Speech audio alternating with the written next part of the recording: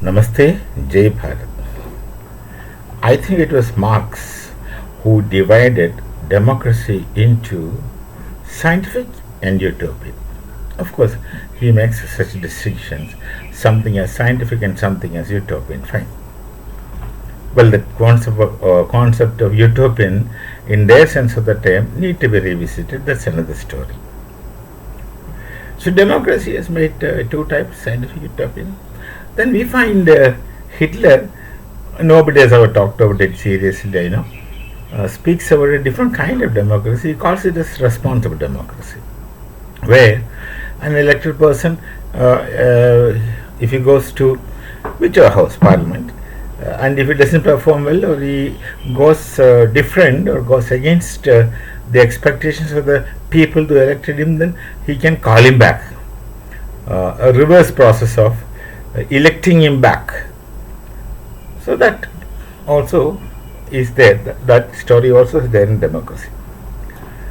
But there is a new democracy, call it as neo-democracy, which you have seen in Bangladesh and also in Bharat, though it did not succeed.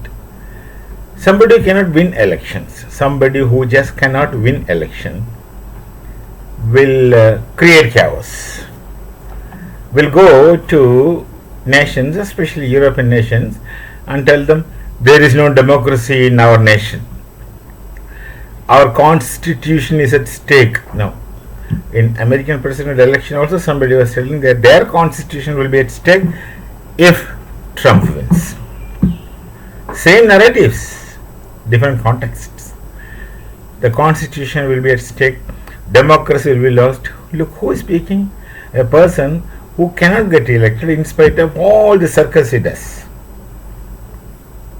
Same thing happened in Bangladesh. Sheikh Hasina was continuously ruling. Why she was getting continuously elected must have a reason. Whatever. It's a common sense. Why she continued to get elections, there must be some reasons people continuously elected her. Or was she manipulating the election results, electoral process? Not really likely. And I don't think that could be the case. It's because the majority wanted her. And that is democracy. She was elected, and the people in opposition, some parties are there, who knew very well that they cannot be elected. Look in Bharat, the opposition today are utterly desperate that they are not getting into authority. These people can't live without political power. They are getting suffocated. For them it is coercion, oppression and all kinds of things. So they create problems. They go to nations abroad. For example, they go to UK, they go to the US and tell our democracy is in great danger, you please intervene. Go and call them to intervene in your elections. This shall be the result.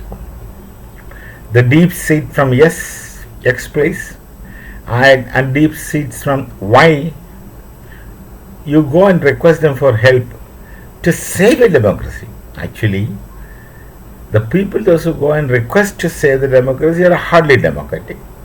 The only problem is that they are not winning. What a desperate situation is. It is, you go for 100-meter sprint and you are so desperate that you are never near the finish mark. You can't run with others. You can't run, you can't win. So you create problems. Yeah, I cannot win elections, so I'll create such deep state produced projectile problems. And of course, Islam is an excellent instrument. Islam is an excellent instrument, not only in Bangladesh, but all over wherever there is Islam. And in Bharat, there is Islam plus some castes. The caste structure, they will try to cash on the caste structure, as though they are very interested in caste anyway. So in Bangladesh, it is Islam that happened. And the moment Islam is made instrument, to get into power, which they have successfully done. The whole thing is getting built upon hatred, and the hatred of the opposition is a hatred resulting from frustrations of not being able to get into power. So utterly desperate. Look at the opposition leader speaking. They'll go to any extent of speaking any damn thing. Lies, no problem. Cooked up stories, no problem. They've gone so shameless that if somebody at least hears them, they'll be happy. They'll repeat and continuously repeat lies. And what will happen to Bangladesh? Whether or not Sheikh Hasina is an ideal ruler is a different question. How ideal she is we don't know. But perceivably, she was a very powerful leader, perceivably. Those who are in that nation, that country, should know. But what we see from outside is the nation has progressed. The nation has progressed, and compared with other Asian countries, their economic structure has got improved like anything. They became very good, and they also became very strong, and they were good at keeping relations with others, neighbors like us. They progressed. Had it not been for this lady, Sheikh Hasina, who is daughter of none other than Mujibur Rahman, Bangladesh would have been another Pakistan, perhaps worse. Would have been another Pakistan, perhaps worse. Now, if you look at the videos, those come out from Bangladesh, and look at the anarchic aspect of those videos which you see, it's possible for me to ask this question: is it not the basic nature of these people? At least a section of the people who are with the opposition, who are opposing the democratically elected Sheikh Hasina and her government, are they not anarchic? And is it not real, absolute lawlessness and anarchy? That's what we see. Certainly, not all Bengalis are doing it, but those who are in this context against the rule means anti-Awami League. They have a valid reason, of course, to say the Awami League and their one-time Mukti Bahini people and their descendants getting 30% of reservation is actually any kind of reservation is anachronistic. A nation or a society may provide reservations to facilitate equal opportunity to all the citizens. That is reasonable, that could be fine. But for jobs and promotions, you keep a given percentage reserved for somebody in the name of caste or in anything is anachronistic. If they didn't get opportunities equal, then you should give them equal opportunities. But once they have got opportunities, and once they have studied or acquired skills, whatever, then again keeping a post reserved for them is atrociously anachronistic. Unfortunately, for many practical reasons, many places it is done and it is there. In case of Bangladesh, the 30% of reservation for the descendants of freedom fighters, actually who fought for freedom there? Did they really fight for freedom? I am not answering, you please think. Could they have fought in the Pakistan army? No. Anyway, so there are some listed freedom fighters and their descendants getting reservation ad infinitum. That's a thing they have questioned, is all right, but that issue was twisted. That that issue could have been solved across the table by the president or prime minister itself. But that was given different versions of applications and projections and action resulted in this, what we see, absolute anarchy. The prime minister has to flee the country, and suddenly one deep state representative comes who is supposed to be a Nobel Prize winner. I don't want to go into it. You do your own reading and you will understand what are the stories that happen behind. And what will happen to this nation is simple. They will simply become another Pakistan in no time. Pakistan doesn't know what's their mistake.